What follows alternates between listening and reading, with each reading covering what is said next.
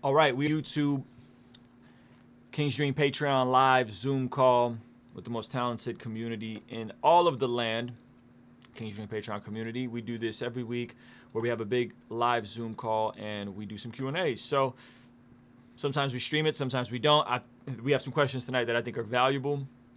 And then we're going to kind of just have a conversation about some other stuff. Then we'll go offline. If you want to join the conversation and call into the Zoom call, the link is in the description. I will post it again. If you're watching this live, let me know where you're watching this from.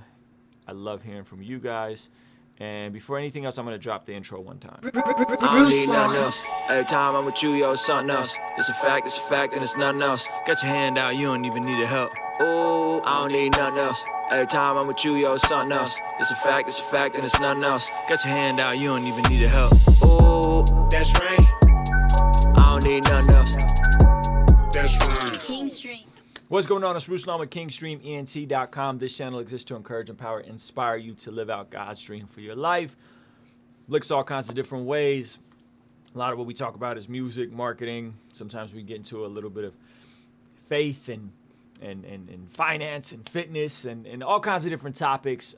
This is going to be a conversation, answering some questions from the Patreon community. I'm super excited about it. Give you guys kind of like a glimpse into what happens in our Zoom calls.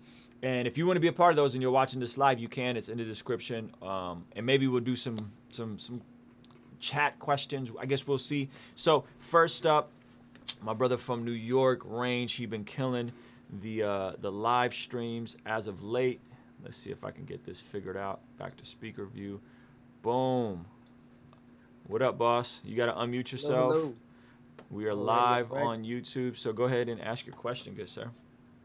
Yeah, my question was, when you dropped the New York City freestyle with Stephen Malcolm, I noticed that you dropped the song first, and then about a day or two later, you dropped the music video for it.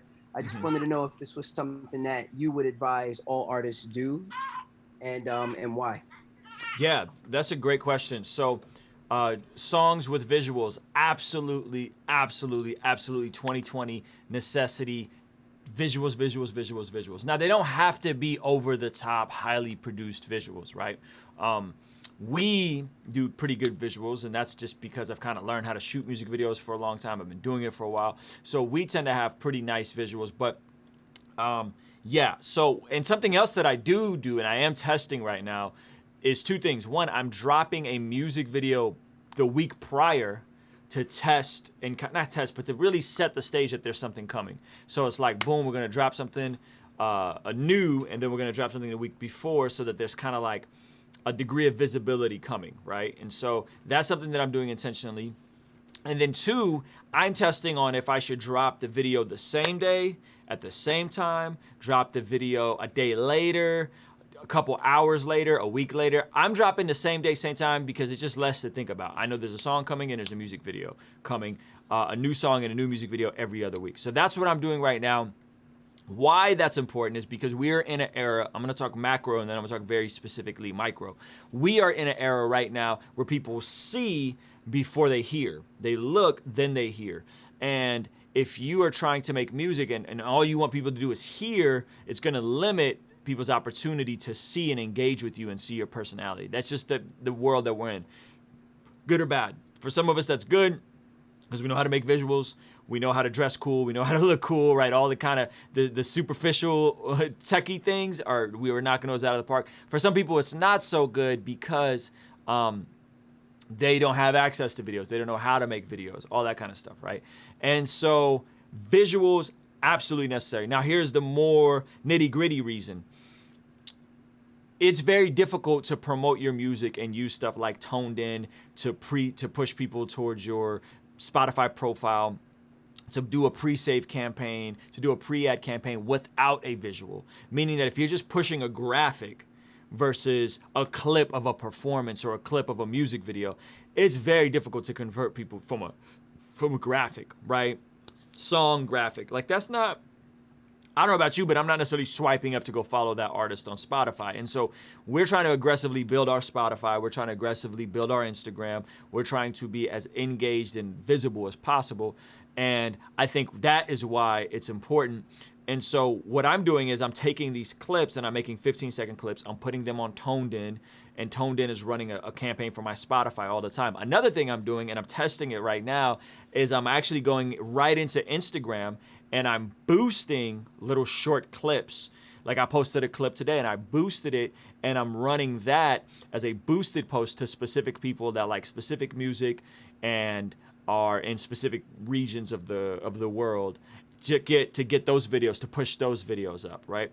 And so it's all in controlling perception, all in driving people to either follow you or follow your Spotify, and trying to build that relationship with your fans so that, one, they'll listen to your music, and two, at some point you can convert them and take them deeper, whether that's connecting them to a piece of merch, getting them out to a show, getting them to sign up for a Patreon. But people see before they hear. And my man Bats kind of had a good follow-up question. I wanted to bring him in because I felt like this was good into follow-up to your question range, because I think it begs the following questions, which, Bats, I'm gonna pin you up, bro. If you could ask your question. Go ahead, boss. Yeah, don't mind my hair, I'll just retwist it. But my question is, what is like 3 components to a great music video that every artist needs? Like, I know every artist can't have all the technology that most have, but I feel like there's basic things that everyone should have. So can you give me that? Yeah, the 3 things that I think every artist should have in a music video, and we're doing this right now with Paul. Paul doesn't have access to a camera necessarily, or fancy equipment. And so my artist, Paul Russell, is putting out a new song. We're starting to kind of trickle out some of the marketing for it. And so what we're doing is I sent him my iPhone gimbal, which is a couple years old. I think about it in 2017, 2016, 2017. I sent him my iPhone gimbal. He has it. And he just started going out and shooting real smooth footage, B-roll footage of him just kind of standing with dope lighting. So I would say the first thing is movement, some type of movement, whether that's smooth gimbal movement, dope performance movement. If your camera's on a tripod and you got some cool movement, right? Gimbal shots. So 1, I would say movement. 2, I would then say lighting is probably the most important. Lighting, the easiest way to shoot if you don't have access to nice lighting, like there's some good lighting out here. You guys can't really see the whole room. There's a light right here. There's a light right here. There's a light behind me. There's light right there, right? Like, so my room is lit very well, which I've talked to people on how to do lighting. But if you don't have good lighting, you can just do golden hour. Golden hour is the first hour of the day and the last hour of the day, right when the sun rises for that first hour, right before the sun sets. It's just an easy hack to go out and get really nice soft lighting from the sun. If it's overcast, you're gonna get really good light when it's overcast, because the sun's not gonna shine as harsh, not gonna create as harsh of a shadow. So 1, movement. 2, lighting.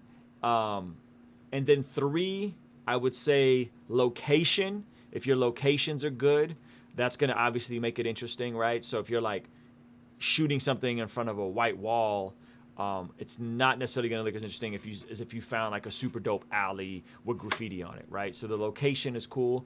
And then I would say the last component is B-roll, having some type of story, some type of narrative. It doesn't got to be something over the top or fancy, but just something to push the story along that doesn't all reveal the entire video in the first few seconds. And then the last thing I would say is LUTs, all L-U-T-S. My man Lugo, I talk about him all the time. He has the illest LUT pack. This is a Where's Lugo LUT that you're seeing on this live stream right now.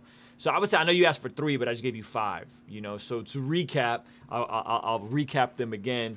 Lighting, movement, location, the LUTs, and movement. Did I say that? Is that all 5? I think that's all 5. Oh, B-roll and B-roll. Some type of story, some type of B-roll, something to glue it all together.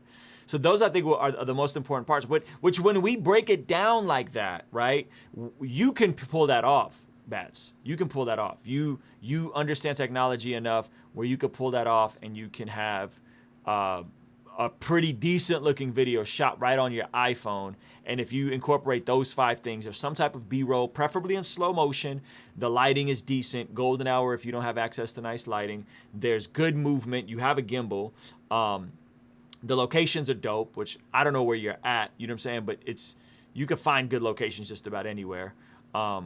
And sometimes it's good to just shoot where you're at because you get to master the lay of the land and practice restraint, right? So if everybody's quarantined, you can't go down to downtown Nashville, find something fly within walking distance. That's what we've been doing. We're not trying to go out and just be all out and about in public. We just are going literally walking distance and trying to finesse stuff that we walk past every day and start trying to use stuff to shoot stuff and make it interesting.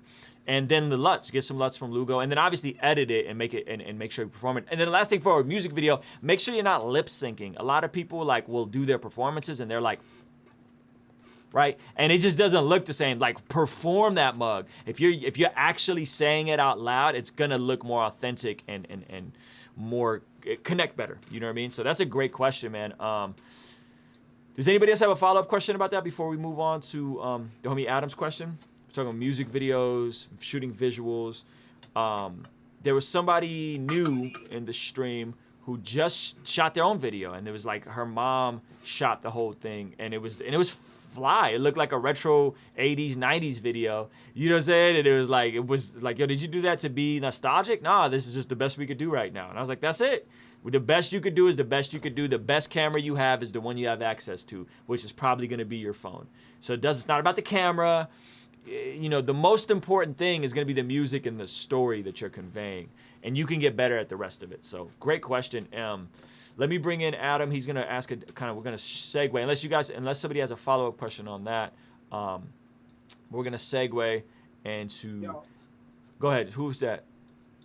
Trooper. Truth, let me pin you up, boss. Give me 1 sec. I see you. And Truth had just recently got into video as well. And by the way, I'm gonna answer Truth's question, but then I kind of want to speak more specifically about this. Go ahead, boss. Yeah. So I heard you talk about this a while ago, and I'm at kind of that position, and I ordered it. But so vertical video is like huge for like Instagram and like TikTok. Do you recommend? I already bought it, but I'm asking just like, have you really used that L bracket to be able to do vertical with the camera? Have you done much with that? I got the L bracket. I got the L bracket right here, boss. I haven't though. I'm not gonna cap. I haven't. I got it, but I haven't. And here's why. Because YouTube is still such a big deal for me, and I can still get. I got some. You know, we got 24,000 subscribers on the King's Dream page. I got almost 17,000 subscribers here. So I have not. What we're doing with Paul and what has just been working, and maybe I'm cheating and maybe I really should go all in on vertical video. What has just been working is taking our wide videos and making them 5x4 for the grid, or just making them a square. So we're shooting them landscape and just making a square. Like my post today is a wide video, but because Instagram compresses it down so much, there's some stuff you could do with how you export it. You basically export it bigger than it is, right? And then it doesn't look as compressed on Instagram. But what I'm saying is if you shoot a 1080 video, you can cut off the sides and potentially even zoom in a little bit to make it 5x4 to fill the entire grid on the gram, and it works out.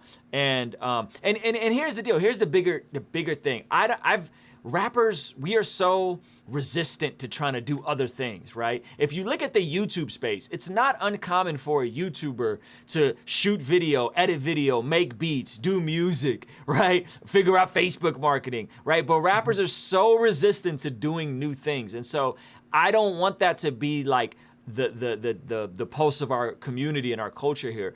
You can learn video. You can use your iPhone. You can edit on your laptop. You can edit on your phone. We can figure this stuff out. It's not that complicated.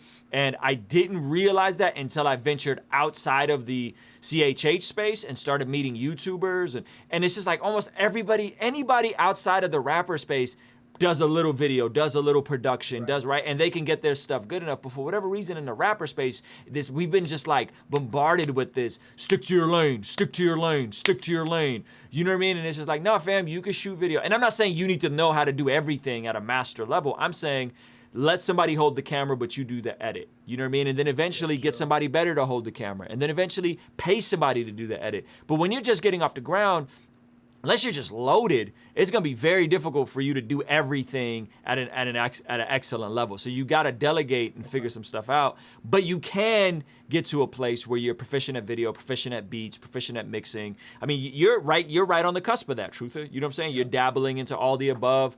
And there's other guys in the community that are doing it. And some guys are like coming from a video background, so they're obviously at an advantage. Right, You know what I mean? that's kind of where I'm at right now. But I'm teaching my wife and like friends how to like record me. And the crazy part now is I got the new camera I got with the 24mm lens. It's light enough for this gimbal, so like it's easy for me to balance in enough time to where I'm not spending like 30 minutes to balance it.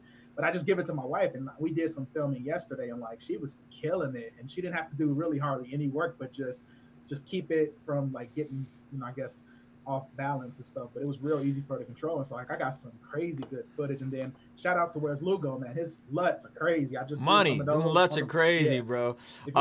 Joey Vantes and his wife, man, like she wanted his music to pop off, and the biggest thing they needed was visuals, so she learned how to shoot videos, and she went on to direct and get paid for videos from other rappers. And initially something that started out as, hey babe, I really need you to help with this, hold this gimbal, turned into like she's a full-blown music video director now. You know what I mean? That's what we going for. That's what we trying to do. I was inspired by that, because I'm like, you know what, my wife is smart. I'm like, you can pick up on this, you know, style. And then that's the crazy part is she's my biggest critic with it. So like she's helping me out with like the way I'm moving my hands, or like if I'm doing too much, don't do that. So like yeah, man, like I'm working it, bro. Appreciate it. Yeah, that's awesome. And by the way, and the idea with that is also, if you can do that stuff for yourself, remember, not everybody can do that stuff, but if you guys can do that stuff for yourself, you could pay for you could get paid to do those same services for other people. So if you can shoot your own videos, I bet you if you shoot 5 or 10 of your own videos, somebody's gonna come around and say, hey, what would you charge me to do my video? I bet you if you drop fire on your Instagram, dope photos, and your Instagram is lit, somebody's gonna come around and say, hey, can you do some photos for me? What would it cost to do some photos? If you're mixing your own stuff, hey, who's mixing your stuff? If you're making your own beats, hey, who's making your beats? I guarantee, and that becomes, right, and this is not meant to sound cynical or negative, right? But hear me out. The people that got rich during the gold rush weren't the people that were rushing to California for gold. The people that got rich during the gold rush were the people that sold picks and axe and shovels. Those are the people that actually made a lot of money, right? And so everybody's trying to be a rapper. Everybody's trying to be an influencer. But you know who's really out here getting paid? The Zach Sparazos and the Where's Lugos and the guys that are helping small businesses, helping other artists, and they have multiple clients. And so you might be like, I want to be full-time with music. I want to be full-time with music. But then you develop this entire system, and maybe how you go full-time with music is you actually go full-time marketing and creating content for other musicians that you monetize for. You quit your job. Now you got more time to do music, and you're making way more money because that's a scarcity. That's a scarce skill set. Not everybody can do video. Not everybody can shoot photos. I want everybody here to do it, but you guys see how that would work out from a very, very practical standpoint. So everybody can, there's, however, 7 billion people on the face of the earth that can do a cleaning job. So guess what a cleaning job pays? It pays 10 to 15 bucks an hour. But there's less people that can edit video and shoot video. So guess what they get paid? They get paid 30 to 50 bucks, sometimes 100 bucks an hour. That's just how that is how it works. When you have a skill set that is more rare, you get to charge more for it. Right? So make your skill sets rare. Don't be intimidated, guys. Don't be scared to learn new things. I promise you it'll be worth it. All right, we're gonna keep moving. We're gonna switch gears a little bit. Jared's gonna ask a question, and then if there isn't a follow-up question to this, then we will see if you guys have any public questions, and then go offline and talk some more. So, what up, Adam? Yeah, what's up? So the question was balancing life and work. And then, what is it? Safani said, well, the whole thing is, you got to grind, and then once the work is done, then you can sit back and relax. But the thing is like a lot of people, they grind their whole life, they make it to the other end, they ain't got nobody there. So like in your case, you've got a wife, you've got kids. Yeah, you can grind, but you might neglect your wife and your kids in the process. Mm-hmm. So how do you grind, and how do you make something of yourself, really push and be the outlier, but in the process not hurt everybody else around you, because you're so tunnel vision, and they're just saying, hey, spend time with me. You know what I mean? Yeah, that's a great question, man. And here's the deal, like, My pastor has talked about this. I've talked about this on the channel. I don't believe in work-life balance. Like, I don't think such a thing exists. I think it's more of a, you're not learning to balance, you're learning to juggle, right? Belief has talked about this at length. So in the same way, if you're a juggler, right? Imagine somebody juggling. They're juggling 3 different pieces, right? So you're juggling these 3 different pieces to who you are. And sometimes you have to go in and be like, all right, we're just doing family stuff. Like, I got to really zone in, not be on my phone, not be checking Instagram, put my phone down, right? And then other times, you got to really go into work mode. You know what I'm saying? You really got to go into work mode. And the way I structure my life, by the way, I am not going to sit here and act like I'm the master of this, because I'm not. The tension I'm going to feel is that I'm always going to feel like when I'm working, I should be spending time with family. And when I'm spending time with family, I feel like I should be working and creating more stuff so that I could provide for my family. That is just how most entrepreneurs kind of feel. Whether or not that's a true assessment or we should feel that way, that's a whole nother question, right? But that is the tension that I live in all the time, right? All the time I'm in that tension. And so what I do, and it's just what I do. Sorry, guys. Okay, what I do is I try and build my day with what I call non-negotiables, right? So if you work at a corporate setting, you have deliverables, right? If you guys ever heard the phrase deliverables, right? There's deliverables. I have non-negotiables. Every day, my non-negotiables, every day. And I'm not perfect at them, but for the most part, my non-negotiables are, I'm gonna go outside and I'm gonna read something from the Bible, okay? So something from the Bible. Now, that doesn't mean I'm going to do a Bible in a year, 3 chapters a day. Like, I'm not that guy, because then I'll just fall off. I'll do that for 2 days, and then I won't read the Bible for a week, right? So I'm going to go and read something from the Bible. For me, that usually looks like a chapter of Proverbs, and then something from the New Testament. I love the Inspiration Bible. I don't know if you guys ever heard of that. The audio version with like Kurt Franklin and I think Samuel L. Jackson is God on this Bible. Like, it's freaking fire. It came out a while ago. So I have this version. I'll listen to a chapter and then I'm worshiping. So that's another one of my negotiables. I'm worshiping. I'm doing something in the Bible. I'm going outside. Another non-negotiable is I'm doing some type of exercise or activity, even if it's just a walk, right? Some type of exercise or activity. Non-negotiables for family, we usually watch something every single night. A lot of people over-spiritualize marriage and think that, like, you gotta pray out loud in tongues for your spouse, and like, just, again, they just create these really heavy expectations. We binge watch shows together. Like, that's what we do. That's how we come together. You know what I'm saying? And as long as I'm doing that, and that's a non-negotiable, at the end of the night, I'm with my wife, we're gonna watch something. At the end of the night, another non-negotiable is I spend time with my son, Levi. No matter what, I'm spending time with my son, tucking him in, praying with him, reading the Bible to him. That's a non-negotiable. I do that at the minimal 6 days a week. The only time I don't do that is usually Fridays when we go late on Family Friday. And even when I come in the house after that, he's usually wakes up and asks me to pray for him. So I still go in there and pray for him. So those are like family non-negotiables. No matter what, these things are going to happen. And then business non-negotiables. No matter what, I'm going to create something every day. Even if it's just a TikTok video, even if it's just an Instagram caption, writing a post, making a beat, something creative is going to happen every day, right? And so I build my life in non-negotiables. What are those non-negotiables? Well, I'll go through a season of every day I have to make a beat, or every day I got to upload a YouTube video, right? So I'm not making a video from scratch. Maybe I'm repurposing a video. So the more non-negotiables you can give yourself, those will compound. If you make a song a day, guess what? You'll have an album in a month. If you post and take creative photos, guess what? You're going to get better at photography. If you commit to doing a music video every week, guess what? Eventually you're going to get really fire with music videos. So commit to some non-negotiable. From 6 to 7 every day, me and my buddy Marcus, we go out and shoot video and photos. Every day, Monday through Monday through Thursday, no matter what, 6 to 7:30, golden hour, right? Golden hour, we just talked about that. We go shoot visuals every day. And it's tough sometimes because I'm working, I'm grinding throughout the day, I'm doing my non-negotiables, I'm on here, I'm doing and then it's like, dang, I still gotta go shoot 6 to 7, make it back for bedtime, right? Every day non-negotiable. So that's just how I structure my life. And then be aware of the season that you're in. I'm not in a season where I could spend 60, 70 hours a week on this stuff. I'm in a season that I have a family, I have to be present, I have to be with my son. But if you're single and you got a lot of time on your hands, man, go all in. go all in. You should be treating this like a small business. You should be treating this like your freaking future depends on it. Because if you want to be successful at this, it does. It does. Like the little incremental decisions that you make every single day compound and they get big. And by compound, I just mean a snowball effect, right? Me and Marcus going and shooting. By the way, Marcus, you know, you guys don't really know him. There's a picture of me and him off the Instagram.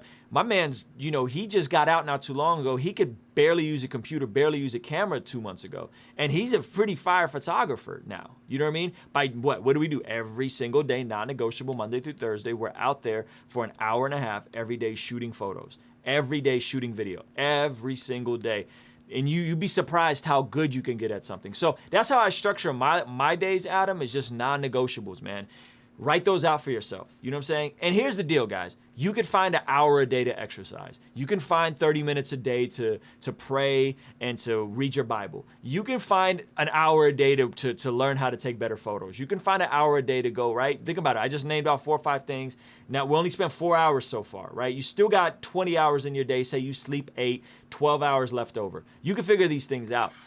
The reality is that a lot of us just don't view our time that way. We'd rather be on Netflix. We'd rather be on YouTube. There's no urgency. We think we have all the time in the world, right? And then we overestimate how much we could do in a year and underestimate how much we can get done in a decade. I'm thinking decades. You know what I'm saying? Like, I'm thinking decades. My goals are decades, not years. Like, the year will figure itself out if I stick to my non-negotiables and keep releasing music and releasing videos. In a decade from now, where am I at? What is my net worth? How much money am I able to give away? How many people am I able to bless, right? Where can I position my family? My son's going to be going into college. What's his situation going to be like? So I'm thinking in decades.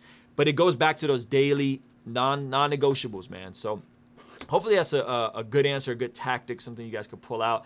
And again, those of you guys that are single, man, spend time with your loved ones, spend time with your family, but seize the opportunity. Know what you have right now. It's not going to, the decisions you make right now will impact who you are when you're older. So if you're goofing around and binge watching shows by yourself, you know what I'm saying? Like, you're spending all this extra time by yourself just doing nothing. Guess what? By the time you're 30, married, with a family, maybe you're not in the career that you want to be in. Maybe you're not doing the thing you want to do. But if you're spending your time diligently, you can be at a spot where, man, you've redeemed your time so much that you don't have to be stuck in a job that you don't like just to pay bills like I was. Because I was irresponsible financially. I was irresponsible with my time. And I really, really had to turn my entire life around to get to a place where I'm full-time with music. You guys don't got to do that. You know what I'm saying? Y'all got way more time on your hands. Take advantage of it, you know. And those of you guys that got kids, my man Conscience, my man Range, those of y'all that are married know what I'm talking about. Y'all know that tension you feel when you feel like you should be working on your art, but you want to be working on your family time, and like it's a real tension that a lot of us feel, man. But just my only answer I got is non-negotiables, and I don't know if I came up with that on my own, but that's what I've been doing probably for the past 6 months to a year, and it's been working really well. Does anybody want to chime in on this, or do you guys have a follow-up question on this before we move away? Let me pin you up. JT. Yeah. It's Hold on, let JT go first. my bad. Go ahead. Go ahead, sis. No, I was just gonna say, you know, some of like the balance that comes with the grind is taking like the fear out of what you're doing, knowing that whatever you're doing, as long as you're not complacent, God's gonna bless it.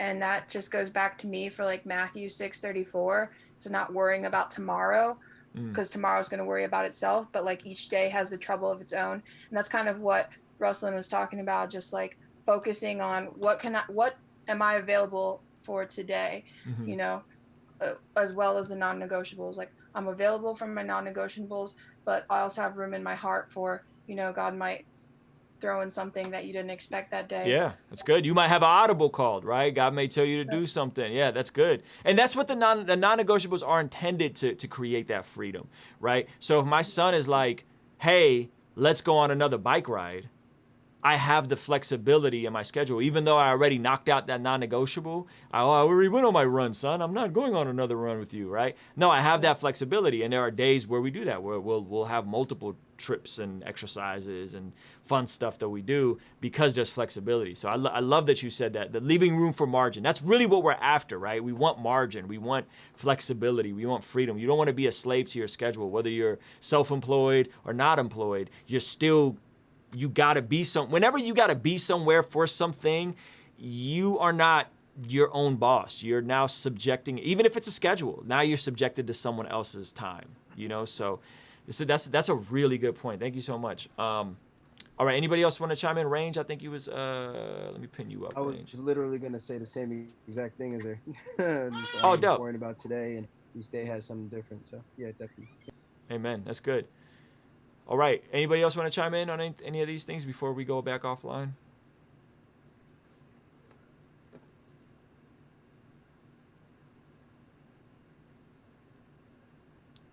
Dope.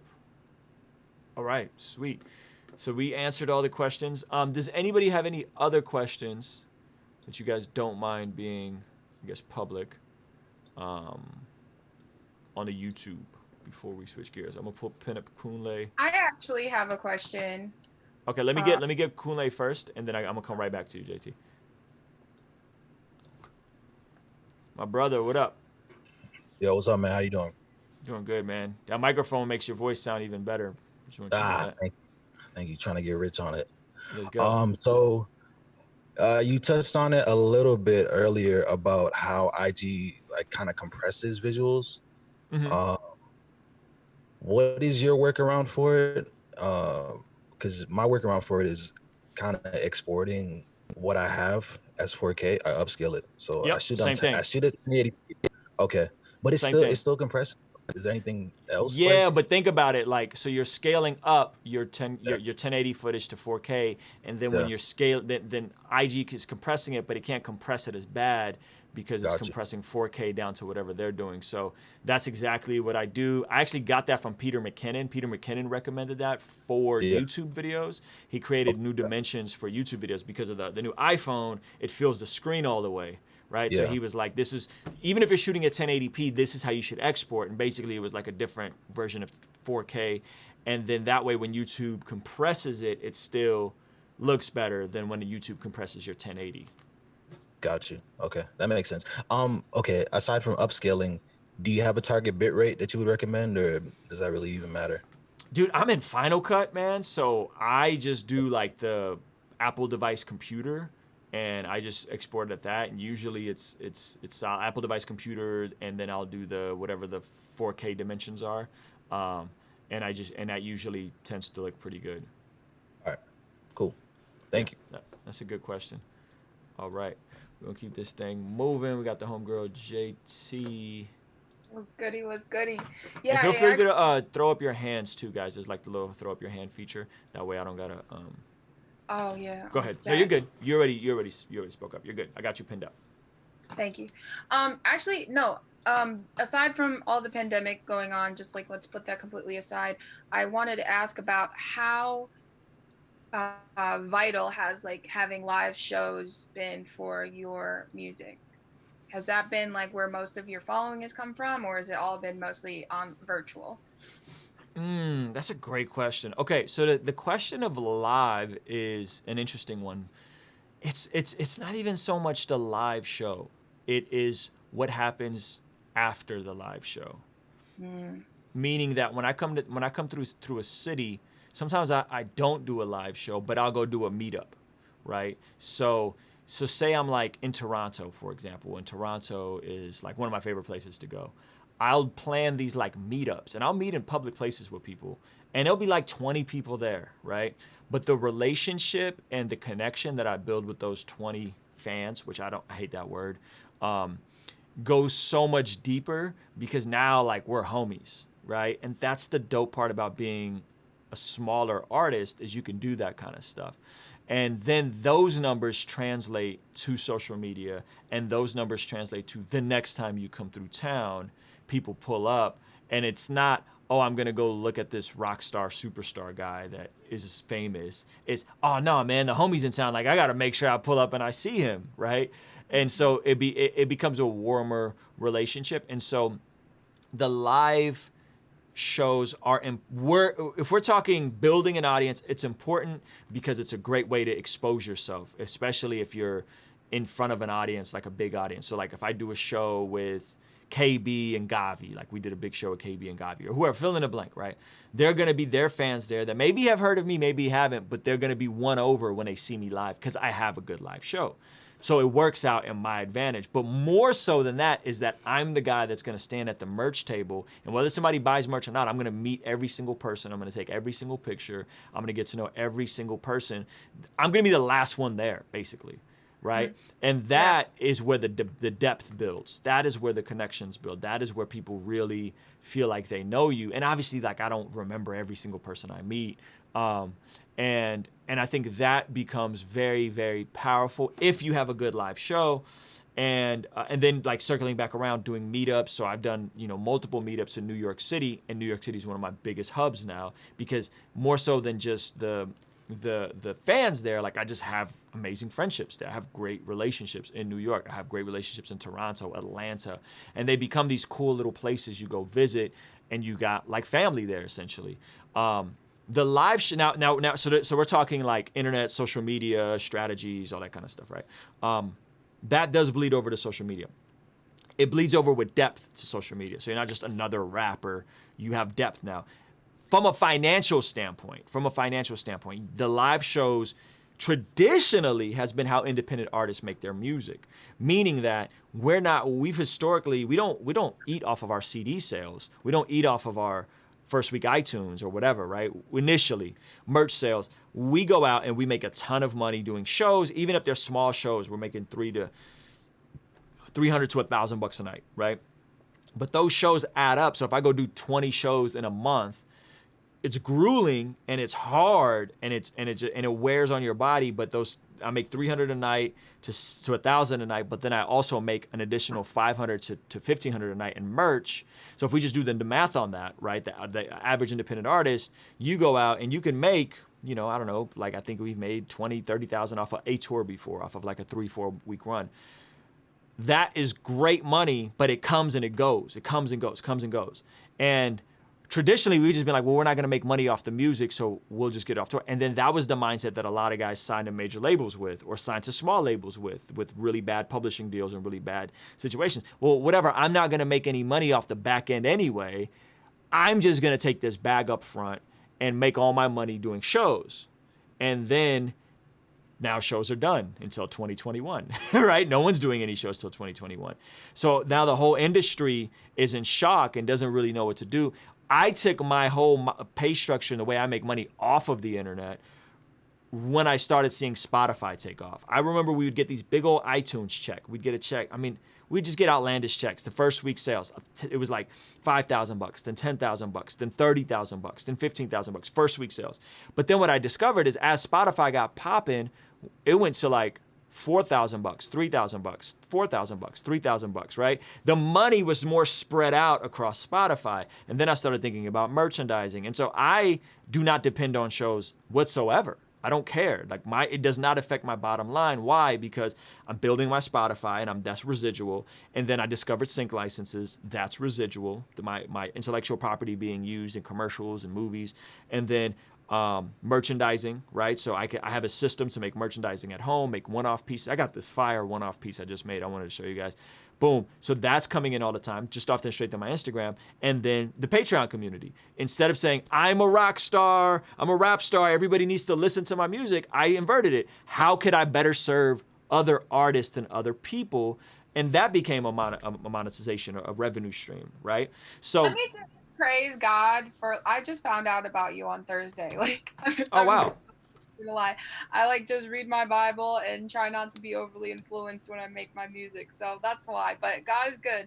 And I just want to praise him for all the room he's made in your heart, for like everything you like are doing. Like, I think it's so dope. Like, look at all these people here, like just chilling with you, like it's church. And I think that's just amazing. Like, I'm so inspired for myself as a growing artist. Like, I hope that my heart stays just as fleshy and open for all the individual minds that want to come my way. I think it's amazing. Yeah. And JT, it may look different for you. So for you, maybe you do a Bible study Zoom call, right? Where you're like, yo, I really feel like the people God's calling me to, there's this specific slant where, I don't know, I'm just throwing this out. People aren't experiencing the presence of God the way I experience it. So I really want to get back to the essence and the presence of God. And I want to do a Zoom Bible study. And if people want to support me, they can do it in the Zoom Bible study, and say you do your own Patreon, right? And I think this is what Joseph Solomon is doing right now, and he's killing it. Like, it's more of a faith-based kind of like, you support him for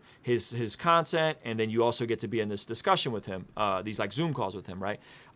So that's his slant. And I don't know what his exact slant is, right? But I'm saying that becomes more about his heart. My heart is like, everything that I'm representing is like, I just feel like people could be living more of the abundant life that God has for them if they had the information, the resources, the empowerment, and the inspiration from someone that is just a couple steps further along. I don't think I'm a rock star. I think I just got through some stuff, and I got through it because I had guys, and I'm not fronting like he's like my best friend, but I had guys like Lecrae and Sho Baraka who I got to look at, and they showed me that, oh, you can be full-time with music.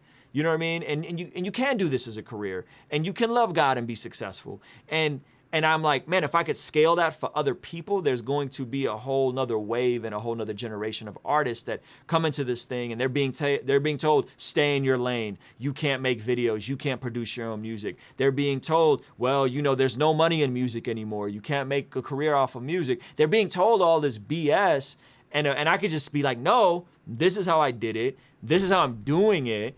And this is where my revenue streams come from. And it's not an overnight journey. From the point that I met Sho Baraka and Lecrae in 2009, 2010, DJ Official, all those guys, to when I went full time was 5 years. It was a 5-year journey, right? From meeting them to where I'm at now. And people aren't thinking, again, in decades. They're not thinking in 5 years, right? And it's been 5 years since I went full time with music. And so this is independent, no corporation gave me a handout. Nobody, there's no investors, there's no loans, there's nothing. It's just me and my wife, and this is it. You know what I mean? And so I'm hoping that like we can help other people scale and figure out all these different things. And so that's my bent, that's my slant, that's how I'm trying to add value. Again, yours might be totally different. You might have a totally different heart for people. And as you build your platform, you can create potentially a Patreon community or something, but you could still monetize music. You could still monetize merch. You could still monetize different experiences. My homegirl Wande, she's crushing it right now. She's doing a lot of consulting. You know what I mean? She's having people reach out to her, and she's doing business consulting because she was the marketing A&R at Reach before she became an artist at Reach. So she's having to get creative, right? So I think that's how I would look at it. And so I don't even remember the original question. I felt like I just went on a huge rant, but yes and amen. Was like the following between doing live shows or virtual, and you definitely answered my question just on a professional level. I appreciate it. Yeah, and I think I would tell you, build your business so that you don't ever have to depend on live shows, and live shows is like a bonus. That's what I would say to everybody. If your business is dependent on live shows, then another epidemic is going to come, or pandemic, whatever it is going to come and derail your entire financial state. And now you got people like icons, music legend icons saying, I'm unemployed, I need relief. You know what I mean? And I'm not going to name their names, but you guys could fill in a blank. So that's wild that we're in the time like that. So great question. Where does anybody else have a question? Throw up your hand real quick if you do. It's kind of pertaining to this, and then we can kind of go offline shortly. We're almost at 45 minutes on YouTube. Robert, let me pin you up. Go ahead, boss. Go ahead, boss. And I think you could answer this anyway. I'm wondering about your leadership. Like how do you plan on influencing others? Like what are your how-tos? Like, what do you consider when it comes to leadership, when it comes to your business, when it comes to your family, when it comes to Patreon, you know, and yeah, because I really think you're in a position to inspire people. And I think leadership is great in the sense that if the leader is willing to do more than what he's subscribing and prescribing for other people to do, then that's a great leader. If a leader is just charismatic and charming and got a mouthpiece on him, that's not a leader. That's a snake oil salesman. You know what I'm saying? Like, so I'm here, like my majority of my revenue comes from music that I've created. It does not come from me coaching, from me selling a course, or from this Patreon community. Not to say there's anything wrong with building a community, selling a course, or whatever. My music and my livelihood comes, my revenue comes from my music, and therefore I'm showing people that, hey, look, this is what I'm gonna do. I'm gonna drop a music video every week. I don't know how long I'm gonna do it, but I'm gonna do it. And I'm gonna drop a new song every other week, right? So I think a leader has to be willing to go further than the people he's attempting to lead. So when I say, you can get shredded, anybody can get shredded. I got shredded. Look at me 3 years ago, 2 years ago. I was fat. Anybody can do it. You know what I'm saying? And I'm willing to go above and beyond and do it, right? And the whole fitness thing is just a metaphor to me anyway. If you could beat your body into submission and you tell your body what you're gonna eat, you tell your body when you're gonna wake up, you tell your body these things, I'm willing to go above and beyond in anything that I prescribe to anybody else to do. You know what I mean? And so I think I have to be it before I tell anybody else about being it. And that's just the way I'm attempting to live my life, and then the rest of it is just going to be an overflow. So I'm not prescribing something to, you know, JT, Wicker, or Range that I'm not actually doing, you know? And I think a lot of people kind of in this space aren't really living it out, and then that's why you see so many YouTubers burn out and so many people get imposter syndrome. Is just because they're not actually doing it. I'm really about this. Like, I'm really about it. You know what I mean? And I want to see other people be about it. And so therefore I'm going to say some hard things and challenge people and try and break us out of our weird thinking about what does it mean to be an artist? What does it mean to be successful? What does it mean to be financially literate?